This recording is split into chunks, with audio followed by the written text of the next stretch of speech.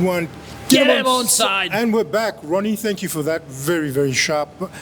Of course, with your State of Origin gear still on after last night's game. It's historical, when we win games, we stay with our gear still the next day to soak up the victory. Yeah. Oh, okay, great. That's good. So we've got our diehard Queenslanders in here. And, of course, our very own Ndrua. I don't know about the shirt color, but Queensland. Okay, all the right. shirt just Keeping it real for promotion of the Fijian heritage. Of course. Yes, Fijian are playing at the moment, and they've been a great season so far. So hopefully they take it all the way to the finals. And the women's We'll talk a little bit about that later. The Fijiana, they've been very consistent, and hopefully they get the meat pie. At the end of the year, At the end of the year. Anyway, so look, we're back again and another episode happening here. A few things to talk about. We're really excited about it. Of course, State of Origin. We're going to talk a little bit about FIFA soccer and the draws, what's happening. There's about 48 teams, Ronnie? 48 teams. 48 teams. 12 pools. 12 pools, that's crazy. There's a lot happening there. Some good quality games happening as well as some a little bit suspect, which we'll talk about. And, of course, we're talking about the London Broncos and where they're ending up in their finals, as well as a little bit of the OFC under-19, the young guys out there who are doing a great job. And we will talk a lot more about that when we're back. Get him on side! Get him on side. Welcome back. And, fresh off or out of the oven, or however you want to call it or say it, State of Origin recap. Now, I'll be honest, I only caught the second half. I passed out for the first, but I think I didn't miss too much. I just watched the highlights. I missed a lot, but from seeing the game, I think just the brand, the spectacle, just the product itself speaks the voice, especially being in Melbourne, playing at the MCG. Yeah. 91,000 record-breaking crowd. Yeah. That's a lot of people. Now, there's a bit of bass in that number there, Ronnie. Obviously, you've got. We know who you're supporting. One of the largest crowd recorded in Origin history. Very important game for Queensland, coming off a narrow loss in round one. So, yeah. I think that the 13 men played a big part in that game. Having Ponga there for the full 80 really showed what Queensland was capable of, and they came on top with a 13+ victory over the Mighty Blues. Yeah, it makes you think. We spoke a little bit off air about what that 20 minutes had he been there in the first game, and having him now for the full 80, and as he said, post-match, the difference. He was everywhere. He was. I think he was the link between the halves and the edge. Very versatile, very nimble around the corners. With him being in there for the full 80, it was very, very, very strong and very important for the Queenslanders to have him. What do you think their strengths were, Ronnie?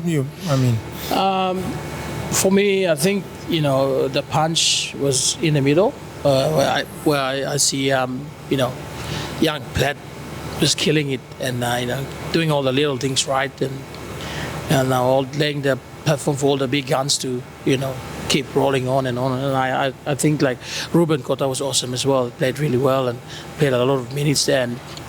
And Sam Walker. Yeah, Sammy, 16 one points. of the best game.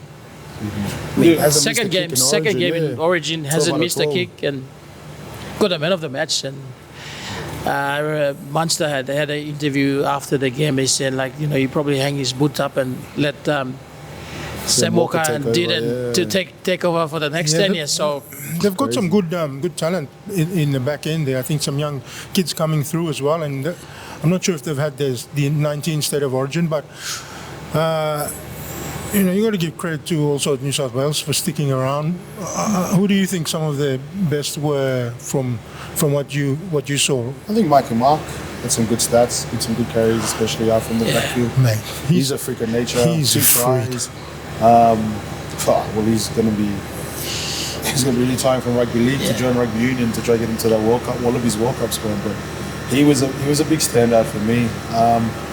What I really wanted to watch coming off the bench, especially, I thought Ethan Strange, if he came on for the Blues and had more minutes for the Blues for that game, that could be a bit of a change. 17 minutes. Yeah. an origin game, we need to build a bit more pressure, a bit more time to get into the game. But No, I reckon But I think, Marky Tedesco had a good game as well. He had coming off the Damian scoop and the pace of the game. I think he had a good game as well for the Blues. Not much of Clary. Is a bit quiet. I should say it's a bit quiet. But both halves. But I think Tedesco did some good footy here. Poor Clary got done twice for 2 tries. A dummy and a step and broke his ankles, and Queensland were in for 2 tries again, man. Yeah. I know. Well, yeah. I think Cam Murray is probably an option that they probably want to have in a little bit earlier in the game. I mean, you saw that last touch before the end, and he scores. That was really good for them.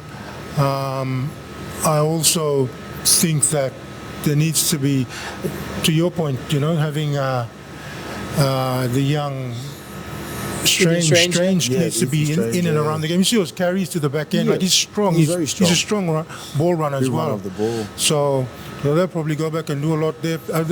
And look, we talked last week about how Mole Olakautu, and I think he'll be back. He'll be back. That edge wasn't firing. Yeah, I think that was my there guy was the missing link there. He didn't do me any justice, man. Good player, Lucas, love him, but probably not just yet. Keep the same team, Oregon. I just feel like just a better game plan for the Blues. Yeah, will get them over the line. It worked out well in the first 20 minutes of the game on how they were going, 2 early tries, and then just the mighty Maroons. You can't. That's just tradition. You just can't. On that, what would be a better game plan? I think probably for me the use of the substitute a bit more.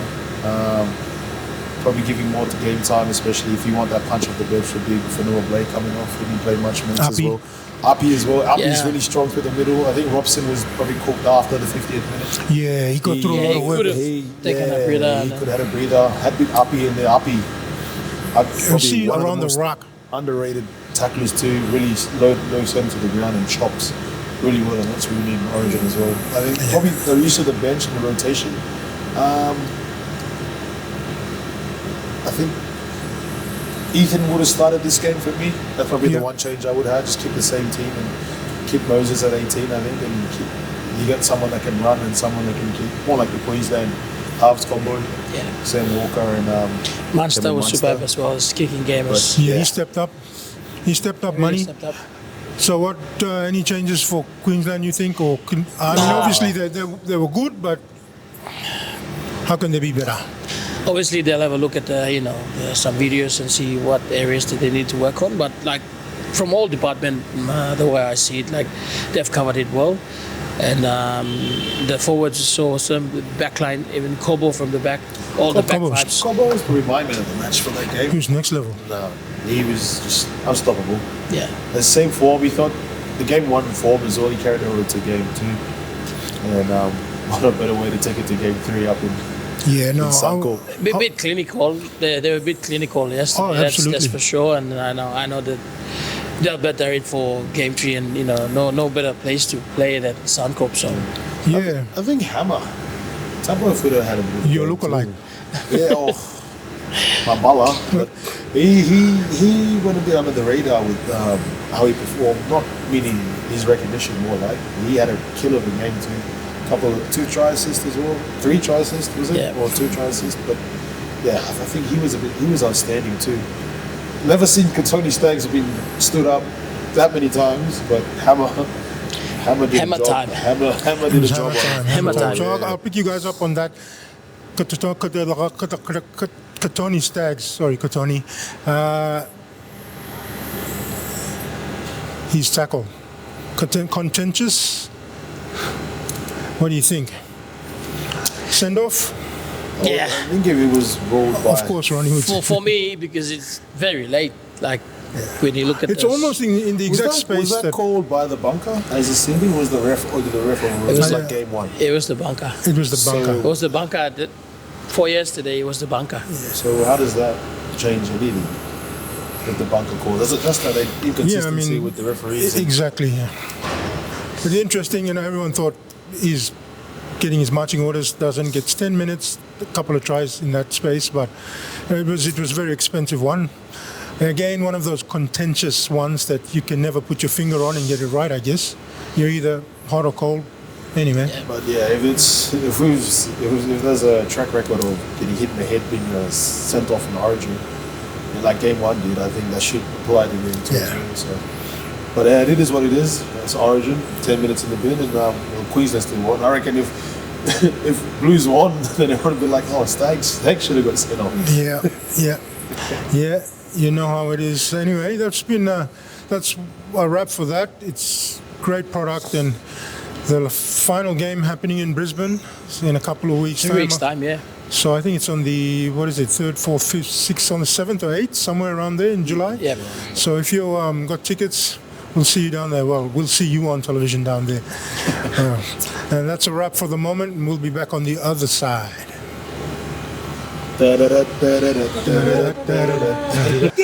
Welcome back on side to this week's Athlete of the Week goes to Pius Whistle. Pius was a standout choice for this week. The PNG sprint sensation has been dominating headlines with world-breaking performances, including setting a new national record at the 4x100 meter relay in the 2026 Oceania Championships recently, and also picked up individual honours at the recent SP Awards with his consistency and breakthrough in 2025 to 2026. He's been hitting the headlines for a while now, Mr. Pius Whistle. Probably our new king sprint sensation after our very own Nelson Stone. Nelson Stone, we mentioned last week. Nelson Stone. I guess this is the passing of the baton for Pius, and hopefully he goes into bigger, better things, especially with the Com Games coming up as well. Yeah, Com Games in Glasgow back into this year, I think. July. So that's massive, having some competition. Well, having us in the competition especially with PNG sprinters, ever since Nelson Stone is gone, athletics kind of, I feel like for myself, it's kind of just died down a little bit on who we have as a sprinters in general in the South Pacific, and he's come out of nowhere and taken up that role pretty well. Yeah, well, they're there. They probably go under the radar and don't get as much publicity as other codes, the rugby leagues and your footballs. But the athletics guys sort of chip away quietly, and they are there at the meets, going after the PBs and things like that. I think Pius Whistles, obviously, he comes from a family, older sister Toya and Kupun Yep. out there. Kups, make sure you like and subscribe, mate. We're giving you a plug here all the way in Lay with the Morooks. Yeah. But we're not talking about you tonight. We're talking about your brother. He's been doing some good things, and I think in the combination-wise, he's an individual there, but they also got their group stuff. They're running their 4xs and 4x100s and 400s as well. So it's definitely a family thing. Athletics, I think we hopefully we'll talk a little bit more in the future about the things that they're doing, and hopefully we'll get a little bit more talk about the build into Glasgow as well. Yeah. But I think your Athlete of the Week is definitely commendable. Yeah, definitely. Hopefully there's more athletes to come, especially up in Goroka. NSI, yeah. As I think there's a whole bunch of sprinters up there at the moment that are training there. Doing their training there. The PNG Games that may be coming up soon, so hopefully that. Well, maybe along. You're on that now. So PNG Games, fresh off the press, so to speak. Yeah. I think it's going to happen This year. It's going to happen, and it's going to happen possibly towards the end of the year. There'll be a few sports taking place, so I'm probably not privy to say a little bit more than that, but I think it's going to happen. In Port Moresby? In Port Moresby. It's going to happen. Well, that's you heard it here first. Definitely. September 14th to 18th. So there's a little bit happening around then. It's independence as well, and then you've got the cup finals. If the unders make the finals, they may get a couple of home games here. World Cup preps are happening as well, and then you've got 2 weeks of that. And that's I crazy. dare say So, madness. yeah. It is proper madness. Especially, but I kind of feel for the athletes too that have been training Oh, 100%. day in, day out, waiting for this competition that was originally meant to be held in Southern Highlands and Cocaine. 10 years on. Imagine that, you wake up in the morning to train for your craft, and then you hear about a competition being cancelled. Yes. But it's good that it's been resurrected. And Yeah. But there's a bit of back work. You come into Port Moresby or wherever for 2 weeks, and it's bump in, bump out. But the pre-work, the work that's Yes. got to be done. The logistics. prior, the Right. logistics, That's exactly. going to be a bit of a Ronnie? Yeah. brainer, especially with, you mentioned all the sports happening Yeah. around that time, accommodation. Busy schedule, yeah. Accommodation, flights, transportation, and we know the flights, challenges venues, there. and Yeah. Well, if you're in the organising committee, I wish you all the best, and hopefully you pull this off. If you need help, we'll Come get on you here. on side, Yeah. and Will can get you on side. Ronnie The will best guy that does logistics in the country. this get to guy the right here. fence. Yes, so Ronnie can help you out there. But look, I would love to have some of your committee members on here, and if we are on the money with that, we'd love you to come here on this and get us on side. Most definitely. Follow the like and subscribe, please, and share that with all your One Dogs as well. Thank you, Right. thank you. Thank you. We'll be back after this break. Welcome back on Get Him On Side. Now we'll talk more of some local news, especially in the sports. We'll talk about Digital Cup, CRE season, and a bit of boxing. Yes, yeah, good one, Ronnie. So, a bit happening around the country, but as you know, we talk a little bit about Digital Cup, the games that happened over the weekend. Mixed results. The Kanda is still on top of the ladder, still plying their craft, both away and at home. So they had the Wigman, which they got a win, In against, yep. and Vipers went up to Mount Mount Hagen, Hagen Eagles went down. went down to the Eagles, 20-24. and then you had ISO up in Enga, Yep. and they went down as well. So Yep. some close games, and down in Ley, Yeah. you had the Muruks up against. Who did they go up against? No, they played so- Gurias last weekend. Yes, they went to in Coca Rabaul, Cola. So there were no Gurias games today. won. The Gurias won that one, and then the Tigers went Yeah. down to. Tigers Against they played Eagles, up in Jiwaka as well Yeah. as a Captain Razor game to the Vipers and Eagles. So, Yeah, the home side came as victorious. Yeah. Wakitumbe, yeah. yeah. No, so some mixed results happening there. So it's really good to see. That already past halfway in this competition, and hopefully some more young talent will get bladdered across the before the end of that as well. And we also talked a little bit about CRU. Some interesting things happening. They're already into round 7. And from my talk with Yabil a little bit earlier, we've got brothers at the top of the table. So the strong teams showing their wares again as consistently as they do. I think in second place is Valley Hunters. And then you got the Harlequins. Yes, the Quins are up there, the Harleys. And then the Marlins. Yeah, and then the the MBB Marlins. Yeah, MBB Marlins. I think they're 6 points. Let's get a flag there. 6 points clear from the bottom of the table. So Yeah. the top 4 are racing for the top spot, while the bottom half is still trying to piece wins together to get into that top 4. But credit to brothers, I think one of the most consistent. Yeah, consistent clubs. team. Yeah, they've Yeah. been back to back Valley finals. Hunters. Yeah. Valley Hunters recently have gone onto the scene and started to win championships. But I think a big credit to the brothers, especially with new blood as well. Not a lot of the old players going overseas and playing down south in the country comp. But especially new breed of players coming through their juniors, coming in and fitting into that role well. And I think it's just no surprises with Joe Kautu coaching. Yeah, No, he's and the Realm. with the academy as well, Junior where Kautu, yeah. Junior Kautu as well with his academy, what he's doing as well. Oh, the Kautu brothers. The Kautu brothers. They've been doing it for a while, and you can really tell from their team's performance week in, week out. They're no slouch. They're one of the top rugby union teams in the past, and they're still going strong. Yeah. Yes, and also the Marlins. They've been around, but it's interesting to see they're up there in the top 4, top 5. Yeah, recently got into, I think, a big backing from Theodis. Yes, Especially- Theodis Marlins. Yep. Helped them recruit a lot of good players into their team. They've been going well for the last 3 years.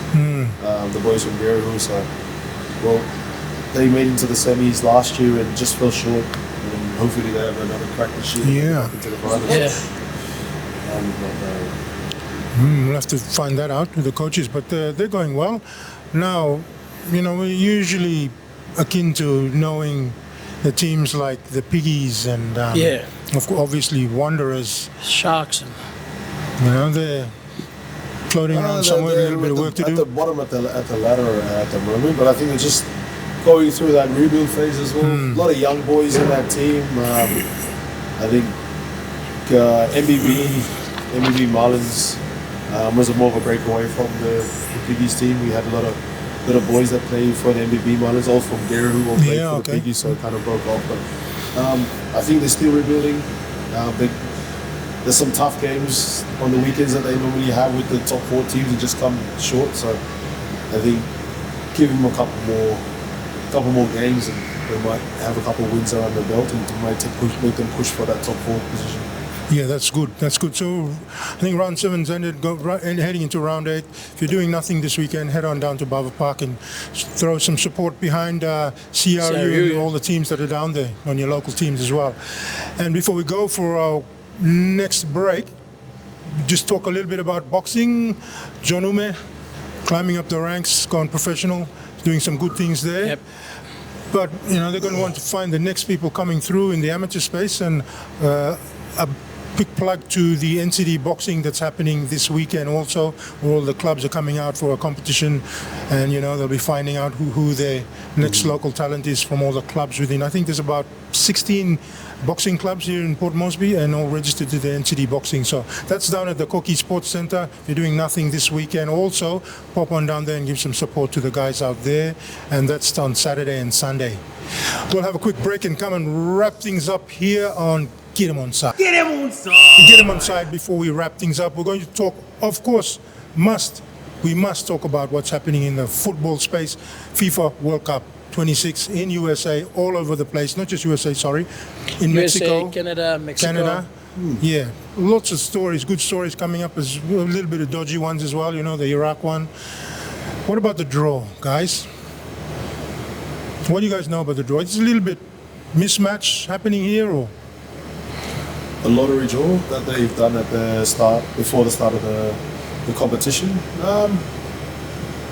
Bit of unfairness. I'm more on the fence with this one.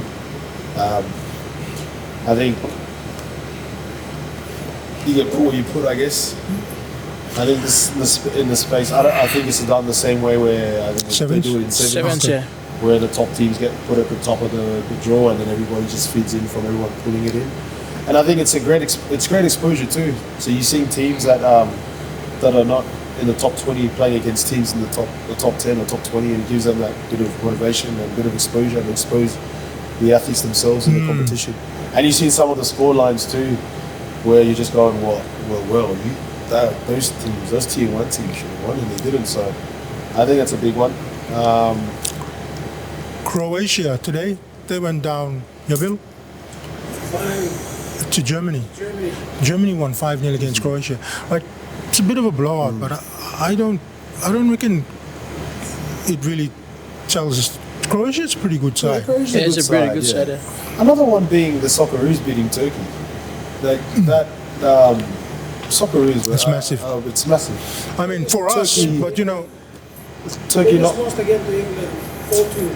Oh, really? So yeah, Turkey not being one of the bigger teams. I mean, being in the bigger teams in the competition, knowing that they've got just class across the board, and you've got Australia coming in. No one thinks nothing about Australia, and in soccer. Well, Socceroos, I think when Team Cahill was playing at the time, yes, but not like for someone from Turkey thinking in Turkey, yeah, this is another win for us. Becomes a defeat. So I think the draw kind of speaks for itself. You will have good teams, you will have bad teams, but it's who will come on the day and perform. Yeah, no. I think that's a big like one you for had me. Uzbekistan play against Colombia today, and it was 1-0, then was 1-1, and then 2-1. I think. Was that the finish? I think it was 2-1. Ended up winning 3-1, but for Uzbekistan, minnows. For a team, for a country that plays a national sport is pretty much soccer. They play soccer year round. In Colombia, playing in Uzbekistan. Who are more towards boxing and UFC stuff and weightlifting. Weightlifting, yeah, exactly. You know? And Colombia should be winning these games. Yeah. You should. You'd expect a blowout. You definitely expect a blowout. So, again, I think these draws actually shows the World Cup actually shows who wants it the most. Yeah. And also maybe the talent that's starting to develop across the different leagues. Yes. Yep. And within the domestic competitions as well. Definitely. You know? And then I think the exposure of players in different competitions coming in with this Yes, well. Yes. That's a big one too. So it's starting to see that soccer's growing, but I think Argentina will take the World Cup home for me. Yeah. I don't know. Favorites. Lionel Messi, the GOAT. I think this is his last World Cup, so I wouldn't want to leave with anything else but that cup at the end. Messi? Nah, Messi, it's too messy for me. But hey, closer to home, Australia v USA on Saturday. Bit of a grudge one there, guys. USA throwing a little bit of dirt down on the Aussies. That's typical, I reckon. It's just in sport, trying to sell a spectacle for that sense. It's selling itself, mate. I think in Socceroos, it's like, it's just, I think it's just to sell tickets. I just feel like, I feel like the game won't be too lopsided. I don't think there'll be much of a score. US, they've been around longer in the World Cup scene. I can't, and I'm being biased, I can't think of a Tim Cahill or a Harry Kewell from USA's. You know what I mean? I'm being biased. The only person I know that his name's Pulisic, but he played for Chelsea back in the day, but that's the only guy I know, but that was it. And we don't even have the bigger names, Yeah. I think the Socceroos will come up on top. Yep. Probably 2-1. Go for the Socceroos as well. Anyway, I think it'll be a good one. A few good games going. If you have some time, get some digits and go to Digicel and get yourself sorted out. That's not a plug for you, Digicel, but I think that's us this evening. Yeah. The biggest thing that happening on the stage, FIFA World Cup. I'm happy to talk about that as well. As was anything else, lads, guys. Queensland, game 3. There you go. There you go. Looking forward for game a week 3. and a half away, but our boys are ready for it. And that's a wrap from us. Offside? Onside and offside. Okay. Before we finish up, onside, offside. Onside, offside. Get him onside! Welcome back onside. We're back here with our segment onside, offside. All right, we've only got 3 questions to ask tonight. First one being, as we discussed at the start of the show, Kotoni Stakes tackling Kalen Ponga being a sin bin. Was it the right call for you, Ronnie? Are you on or off? I'm offside. I think he deserved to go send off from what I see, and because it's a bit dangerous, and he hit him a bit late. If you look at the motion. Definitely. Big direct contact to the head, yeah, definitely. What are your thoughts on that, Coach? I'm probably offside with that as well. I think he probably could have got sent off, but purely for the reasons that he made contact to his head. And also that Kalen Ponga should have gone off for HIA. mandatory HIA, which Yeah, he he didn't. should have, yeah.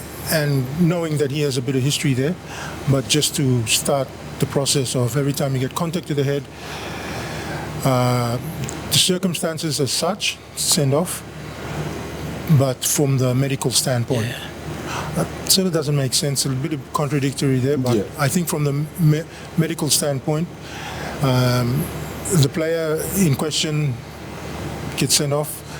The person who's been tackled as such Just gets on off. that, do you feel any contact to the head in the game, especially if a player's been hit in the head by the opposing player, especially the guy that's been hit in the head, should he be sent for an immediate HIA? I think so. Yeah. I mean, the level of the Yeah. game, the players are a lot fitter, they're a lot stronger, and depending on the level of contact, I think anything or everything should be looked at. It opens up the game to a different element of, having maybe more people on the bench to cover those type of things. But just at the level of impact these days in the game, it's protecting players post rugby league. Yeah. Definitely. Especially game after the game. All right. The second one being referees and bunkers have too much influence on match results under the current rules. What are your thoughts? I'll start onside. I think you're right. I think the bunker has too much influence. A little bit like the VAV and stuff in soccer. They just need to let it go. Let the referees Let the game to flow. make the decision. Get on with it. Get on with if it, it's yeah. somewhere a little bit of here and there, okay, go up. But otherwise, maybe there's levels of the bunker's input. Like it gets to stage 1, 2, 3 in the bunker. Or if it's one, just within the space, just call it. Yeah, definitely. Just then it stops the flow of the game. You just want The game just to fully flow, to yeah. continue. Yeah, Continue, definitely. yeah. Your thoughts, Rodney? Yeah, I'm same on that as well. Just let the game flow and wherever it's necessary it needs to come in, but be more entertaining and to keep the hype and the I momentum. mean, you look at it now in the NRL, it's almost like, let's go up, challenge, have a look, or whatever. And then that's the video ref, but then the bunkers, they're even like, have a look. And then it's almost automated with players here in the Digicel Cup. Yeah. Everybody's like, Check check it. Yeah. True. Just let it play. If the ref calls it, he calls it. Done and And done. there's that human element to it. So, Yeah. All right, last one. High tackles and crusher tackles deserve harsher penalties, longer suspensions, or should be focused more on education and technique than punishment. What are our thoughts on that? Rondog. I mean, both spectrum, like bit of education and awareness on that as well, and also a penalty. But depending on the context of it, more of awareness, I should say, and welfare and being educated so that they don't repeat that, and game can be flow. Yeah, just context. So sometimes it's unintentional, especially the crushes and things like that. People are put in a position, but I guess if you're training it to be that, when you're approaching that position, you're not putting that player at risk and yourself in harm's way of getting sent off or something like that. So context, sometimes you're caught in that position. But I think, as Ronnie said, the education piece and maybe that training piece around it as well. I think the training was the big one, especially. But for harsher penalties and suspension, I feel like if the team's been going through every season, in-season, pre-season, how to tackle, ticking off that box, then, but especially you can't really measure that type of, especially game scenario based. They're training sometimes, so level of fatigue kicks in. Back-to-back sets happen. People get put in awkward positions. So I think probably more fines, less than suspensions. I reckon. Yeah, I agree. I agree. I think more fines than suspensions. Yeah, because it's the game. The game's actually getting really quick now, and I wouldn't be surprised if there were new rules put in place for the next season of NRL. We just spoke about it in the last segment, last episode. Sorry, on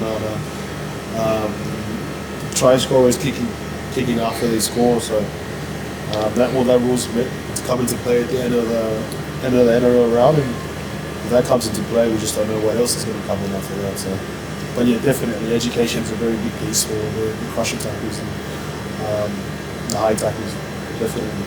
Well, that's all for onside and offside. See you after this. Get him on side. And thanks for joining us this evening. Please don't forget to Like and subscribe down here.